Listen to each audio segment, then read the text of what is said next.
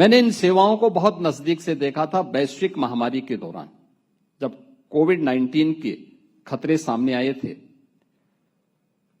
तो उस समय एक चैलेंज था, क्योंकि कोविड-19 के प्रारंभिक समय में जांच एक चुनौती थी। IVRI आगे आया और एक नोडल केंद्र के रूप में इसने कोविड-19 की जांच में उत्तर प्रदेश सरकार को अपना सहयोग दिया। यानी केवल पशु पक्षियों के लिए ही नहीं, मनुष्यों के जीवन को बचाने के लिए, कोविड-19 की जांच के लिए और 2 लाख से अधिक जांच करने में एक बड़ी भूमिका का निर्वहन उस समय किया। और एक और परीक्षा का दौर हमारे सामने तब आया था जब मैं देख रहा था lumpy skin disease first phase में जैसे तैसे बीमारी से मुक्ति मिल पाई थी, लेकिन सेकंड वेव जब आया तो उत्तर प्रदेश में, ईस्टर्न यूपी में तमाम प्रकार से गोवंश इसकी चपेट में आने लग गया। हम लोग चिंतित थे। उस समय मैं देख रहा था कि हमारी नौकरशाही इसकी परमिशन नहीं दे रही थी टीके की, और संजोग ये था कि गोरखपुर में हमारे मठ की गौशाला के भी कुछ गोवंश इसकी चपेट में आ गए। तो मैं स्वयं वहां गया, IVRI के वैज्ञानिकों को हम लोगों ने वहां बुलवाया। उन्होंने वहां पे कहा कि इनके लिए वैक्सीन इनको देना होगा, लेकिन वैक्सीन अभी परीक्षण के उपरांत परमिशन के लिए लंबित है और उसके बाद ही हम दे पाएंगे। खैर, ये प्रक्रिया आगे बढ़ी। मुझे थोड़ी हिचक थी कि कैसे होगा, क्योंकि गौवंश बड़े पैमाने पर इसकी चपेट में आ रहे थे। खैर, उस समय के मंत्री माननीय पुरुषोत्तम रुपाला जी से मैंने टेलीफोन से भी बातचीत की और उनका एक सकारात्मक सहयोग प्राप्त हुआ। IVRI ने अपनी वैक्सीन वहां पर लगाई और मैं ऐसे चमत्कारिक परिणाम हमें देखने को मिले। Lumpy skin disease vaccine Uttar Pradesh ने, जो वैक्सीन इस संस्थान ने विकसित की, उसको उत्तर प्रदेश में हम लोगों ने परीक्षण करके लगवाया और लंपी स्किन डिजीज पूरी तरह समाप्त हो गई।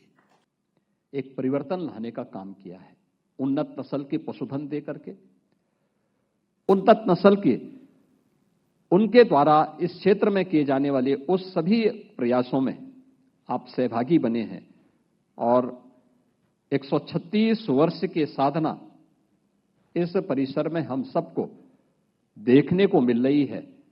आज जब यहां पर डिग्री अवार्ड के माध्यम से आदरणीय राष्ट्रपति जी ने भारत के वेटनरी साइंसेस के फील्ड में जो हमारे वर्तमान पीढ़ी कार्य करेगी, इस पीढ़ी को एक उनकी डिग्री अवार्ड करते हुए उन्हें जीवन क्षेत्र के रूप में आगे बढ़ने के लिए एक नई प्रेरणा दी है। और यह प्रेरणा हम सब के लिए एक नया अवसर होगा। नया अवसर भी इस बात को लेकर के होगा,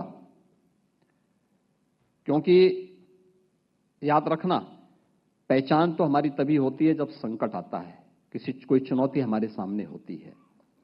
हम किस मजबूती से उस चुनौती का सामना कर पा रहे हैं, यह उस चुनौती के सामने हमारे द्वारा दिए जाने वाले परफॉर्मेंस पर निर्भर करती है। और इसके लिए श्रद्धेय अटल जी ने एक बात कही थी कि आदमी को चाहिए कि वो जूझे, परिस्थितियों से लड़े, एक स्वप्न टूटे तो दूसरा गढ़े। एक पांव धरती पर रखकर ही बावन भगवान ने आकाश पाताल को जीता था। धरती ही धारण करती है, कोई इस पर भार न बने, मिथ्या अभिमान से न तने। और मुझे लगता है यह अवसर आप सभी डिग्री धारण करने वाले और यहां पे जिन्हें डिग्री अवार्ड हुई है, उन सभी छात्र छात्राओं के लिए उनके जीवन का एक महत्वपूर्ण पल है। उनके भावकों का सपना साकार हो रहा है, उनके मित्रों का सपना साकार हो रहा है। इन शिक्षकों की जीवन की साधना आपके रूप में समाज को वापस प्राप्त हो रही है।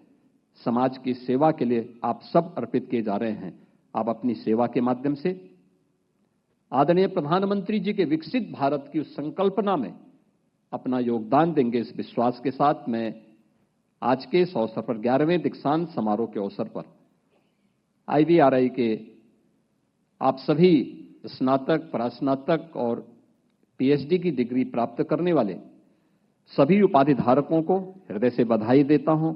आप सबके प्रति मैं अपनी मंगल में शुभकामनाएं व्यक्त करते हुए आदरणीय राष्ट्रपति जी का, आदरणीय राज्यपाल महोदय का, केंद्रीय मंत्री माननीय शिवराज सिंह चौहान जी का, माननीय संतोष गंगवार जी का, माननीय श्री भागीरथी चौधरी जी का हृदय से स्वागत और अभिनंदन करता हूं।